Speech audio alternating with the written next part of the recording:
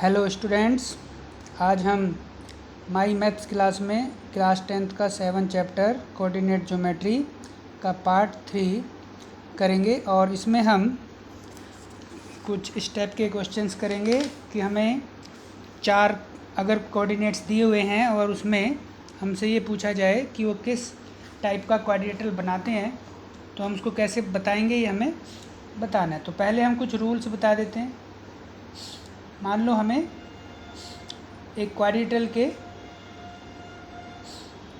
4 points दिए हुए हैं, हमें ए वैल्यू, बी के, सी और डी, हमें चारों पॉइंट्स दिए हुए हैं किसी क्वाड्रिलेटरल के, और हमें ये देखना है कि उन चारों साइड का डिस्टेंस कितना आ रहा है। तो हम क्या लिखेंगे, अगर हमारा जो साइड्स है ए बी का डिस्टेंस, बी सी का डिस्टेंस, सी डी का डिस्टेंस और डी ए का डिस्टेंस, तो ऑल साइड्स का डिस्टेंस अगर इक्वल आता है और उसके साथ में हमारे दोनों डायगोनल्स ए सी और बी डी का डिस्टेंस भी इक्वल आता है, तो हम ये कहेंगे कि वो स्क्वायर है। नंबर 1 हमारा फर्स्ट रूल। उसके बाद हम ये भी देख सकते हैं कि हो सकता है कि हमारे चारों साइड्स का डिस्टेंस तो इक्वल आ रहा हो, A B, B C, C D, D A, लेकिन डायगोनल्स इक्वल ना आ रहे हों। तो इसका मतलब वो क्या होगा, एक पैरेललोग्राम। क्या माना जाएगा, रोम्बस। इसमें हमें क्या लिखना है, रोम्बस। तो वो हमारा रोम्बस होगा। नंबर 3, ऐसा भी हो सकता है कि अपोजिट साइड्स के डिस्टेंस इक्वल आ रहे हो। जैसे अपोजिट साइड यहाँ पर ए बी है, उसके सामने सी डी है, तो इसका मतलब अगर हमारा आंसर ए बी का डिस्टेंस सी डी के इक्वल आ रहा हो और बी सी का डिस्टेंस डी ए के इक्वल आ रहा हो और उसके साथ में लेकिन हमारे जो डायगोनल्स हैं वो इक्वल आ रहे हो आपस में, तो हम ये कहेंगे कि वो एक रेक्टेंगल है। क्योंकि रेक्टेंगल में क्या होता है, अपोजिट साइड्स इक्वल होती हैं, तो अपोजिट साइड का यहाँ भी डिस्टेंस इक्वल आ रहा हो और डायगोनल बराबर होते हैं। नंबर 4, ऐसा हो सकता है कि अपोजिट साइड इक्वल आ रही हो इसकी तरह, जैसा ऊपर हमने लिखा है, लेकिन डायगोनल इक्वल ना आ रहा हो, diagonal A C not equal B D, तो वो क्या रह जाएगा, वो रह जाएगा इट इज़ ए पैरेललोग्राम। तो इस तरह से हम किसी भी क्वाड्रिलेटरल के 4 पॉइंट दिए जाते हैं तो उसको हम बता सकते हैं। तो इस पर हम आगे क्वेश्चन करेंगे। अब ये बताएंगे कि कैसे होगा। तो सबसे पहले मान लो हमें एक क्वेश्चन दिया हुआ है और इसको हमने क्वाड्रिलेटरल में बना के लिख दिया ए बी सी डी। तो ये हमारा पहला पॉइंट ए है और ये बी है, ये सी है, ये डी है। तो पहले हम ए बी का डिस्टेंस निकालेंगे, ए बी साइड का डिस्टेंस। तो मैं ए बी का डिस्टेंस फार्मूला हमने बताया हुआ है। अब हम डायरेक्ट फार्मूला रखेंगे। तो x2 माइनस x1, तो x2 माइनस x1 हमारा माइनस है तो 1 प्लस हो गया। x2 माइनस x1 का whole square, y2 minus y2 का होल स्क्वायर आ गया ऊपर। और इसको हम सॉल्व करते हैं तो 1 और 1 2, 2 स्क्वायर दोनों मिलकर 2 स्क्वायर 4 4 और ये सॉल्व होकर आता है 8। तो 8 को हम कैसे लिख सकते हैं, हम 2√2 भी लिख सकते हैं, ये हमने पहले भी बताया हुआ है। नंबर 1। उसके बाद हम क्या करेंगे, इसमें दूसरा निकालेंगे बी सी का डिस्टेंस, दूसरी साइड। BC के लिए हम B और C वाले पॉइंट्स देखेंगे, बीच के दोनों। फिर से फॉर्मूले में x2 माइनस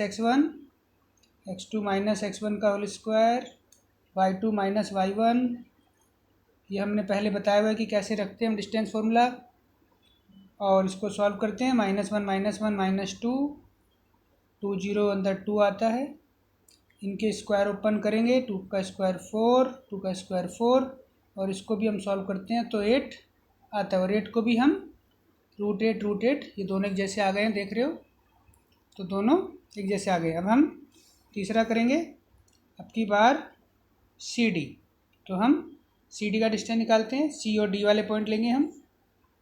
तो फिर से फॉर्मूला x2 माइनस x1 का स्क्वायर, तो माइनस के आगे -1 रखेंगे तो प्लस हो जाएगा, ये हमने डिस्टेंस फार्मूला सिखाया हुआ है। फिर y2 माइनस y1 का स्क्वायर, इसको हम सॉल्व करते हैं, -3 + 1 -2 का स्क्वायर, अंदर 0 -2 आएगा स्क्वायर, और इसको भी हम सॉल्व करते हैं तो 2 स्क्वायर 4, 2 स्क्वायर 4, और रूट में ये भी 8 आता है। तो अभी तक हमारे सारे आंसर रूट में 8 आ रहे हैं। और अब हमारे पास 3 साइड हो गई है, AB BC CD, अब DA रह गया है, D और A आखिरी वाली साइड रह गई है, तो हम DA निकालते हैं, D और A। तो पॉइंट्स लिख लेते हैं, D वाले -3 0 -1 -2, तो एक हमारा x1 y1 है, एक x2 y2 है, ये हमने पहले बताया हुआ है। तो DA का डिस्टेंस निकालते हैं हम, फॉर्मूला हमें मालूम है,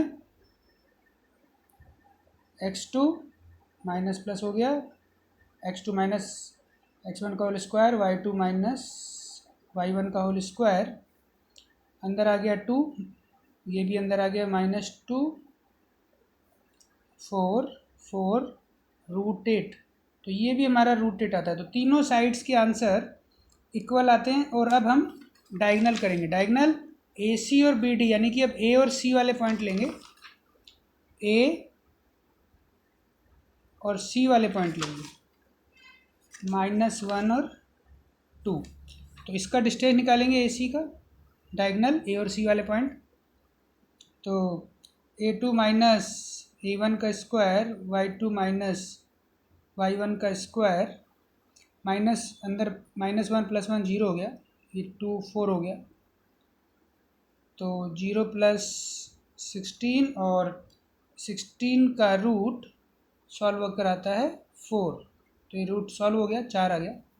अब की बार हम BD का डिस्टेंस निकालेंगे, B और D वाले पॉइंट लेंगे, कौन से लेंगे, B और D वाले। B पॉइंट हमारा कौन सा है, B है हमारा 1 0, और D वाला पॉइंट है हमारा -3 0, तो ये हमने B और D वाले पॉइंट ले लिए। तो इसका डिस्टेंस निकालते हैं, A2 माइनस A1 का whole square, y2 minus y1 का होल स्क्वायर, ये तो दोनों 0, तो -3 - 1 क्या हो गया, -4, 0 ही रहेगा ये तो।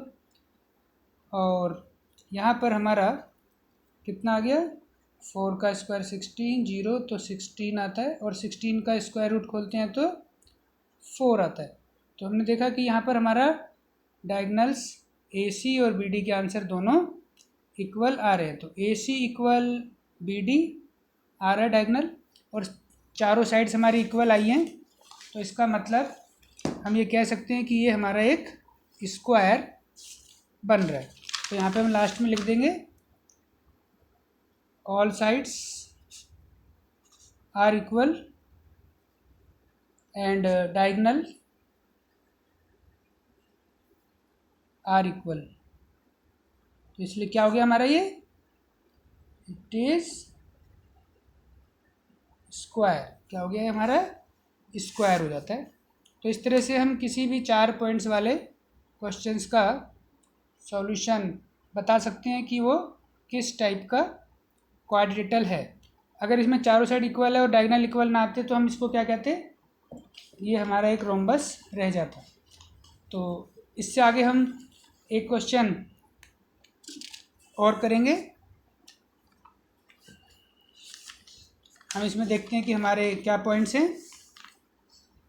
तो हमारे पास ए बी सी डी, तो पहले हम ए बी का डिस्टेंस निकालते हैं। हमारा ए बी पे ध्यान देंगे, x2 माइनस x1 का whole square, y2 minus y1 का होल स्क्वायर, अंदर आ गए यहाँ पर 3 का स्क्वायर, 1 का स्क्वायर, 3 का स्क्वायर आ गया 9, 1 और रूट में कितना आ गया हमारे पास 10। तो हमने यहाँ पे लिख दिया 10 यूनिट्स। उसी तरह से हम बी सी का डिस्टेंस निकालेंगे। इस वक्त बी और सी वाले पॉइंट देखेंगे।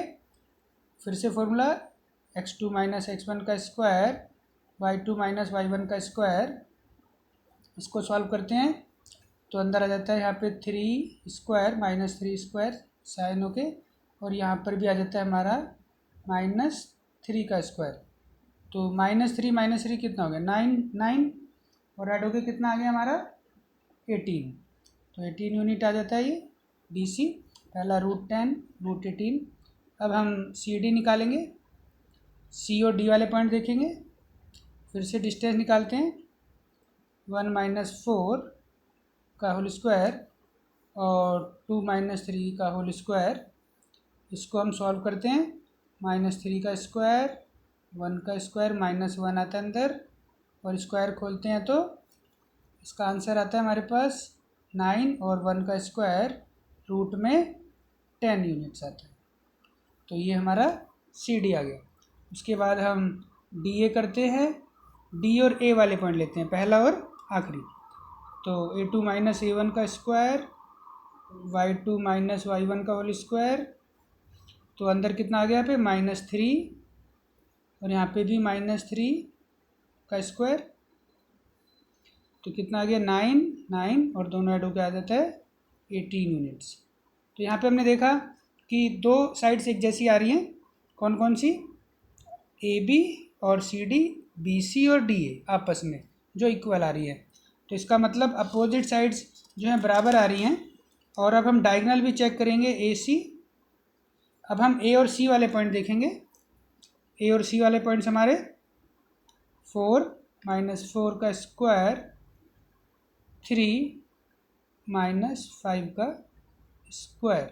तो इसको हम सॉल्व करते हैं तो 0 और अंदर माइनस है यहाँ पर, तो -2 आता है स्क्वायर। तो हमारा आंसर क्या आ गया 2 का स्क्वायर 4, तो ये आ जाता है 2। सॉल्व होके क्या आता है 2 यूनिट्स आता है। उसके बाद हमने बी डी का आंसर करते हैं। तो बी डी का आंसर जब हम निकाल रहे हैं तो बी और डी वाले पॉइंट ही देखेंगे, बी और डी वाले। तो 1 माइनस 7 का स्क्वायर, 2 माइनस 6। तो इसको करते हैं हम 2 माइनस 6 को और इसका स्क्वायर खोलते हैं तो हमारा आंसर -6 का स्क्वायर और -4 का स्क्वायर। तो यहाँ पर कितना आ जाता है हमारे पास 36, 16 और दोनों को ऐड करके आ जाता है 52 यूनिट्स। कितना आ गया 52 यूनिट्स। तो यहाँ पे हमने क्या देखा कि हमारे डायगोनल इक्वल नहीं आ रहे हैं। हमारे डायगोनल इक्वल नहीं आते हैं लेकिन अपोजिट साइड्स इक्वल आ रही हैं। तो इसका मतलब अगर हम क्वाड्रेटल में देखें ए बी सी डी में, तो अपोजिट साइड इक्वल आ रही है लेकिन डायगोनल इक्वल नहीं आ रहे हैं। ए सी और बी डी जो है हमारे नॉट इक्वल आ रहे हैं। तो इसका मतलब ये क्या रह जाएगा, इट इज़ ए पैरेललोग्राम। अगर ये डायगोनल भी इक्वल आते तो ये रेक्टेंगल हो जाता। तो इससे आगे हम नेक्स्ट क्लास में करेंगे। ओके।